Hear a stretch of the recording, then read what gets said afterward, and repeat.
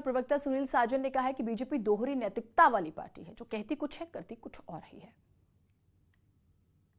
BJP के प्रदेश अध्यक्ष स्वतंत्र देव जी कह रहे हैं कि हम फॉर्च्यूनर से किसी को कुचलने नहीं आए।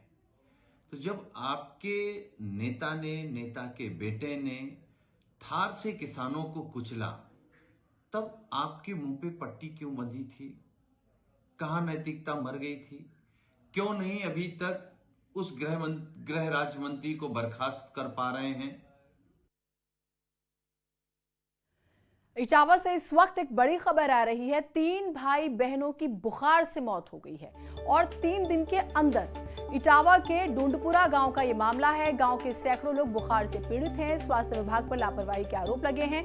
ग्रामीणों ने ये आरोप लगाए हैं।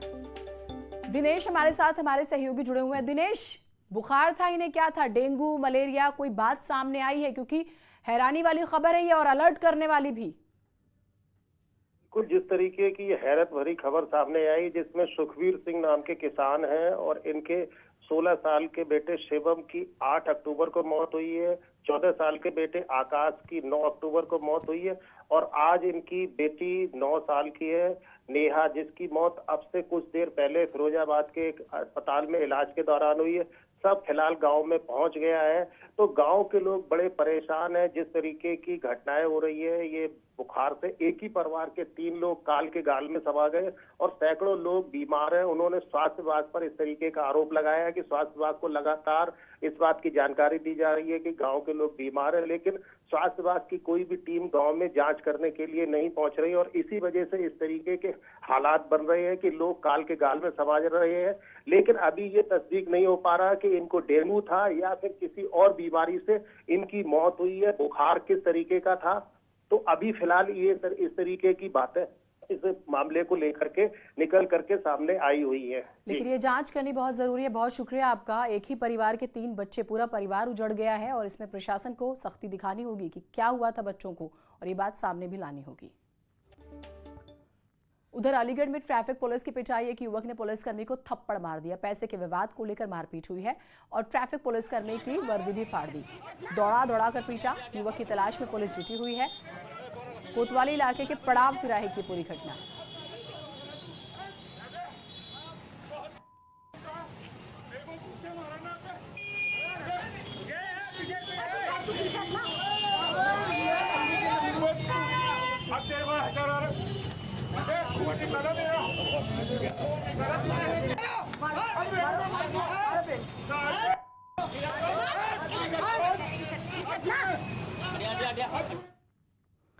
Reliance Industries Sterling and Wilson में हिस्सा खरीदेगी। रिलायंस की subsidiary company Reliance New Energy Solar Limited यानी RNESL उसमें 40% हिस्सा खरीदेगी।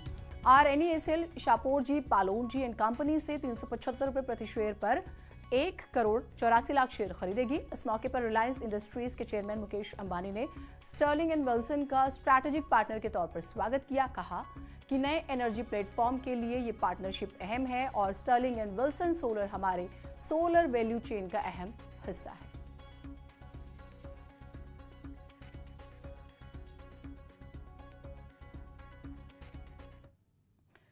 आजादी के अमृत महोत्सव के साथ ही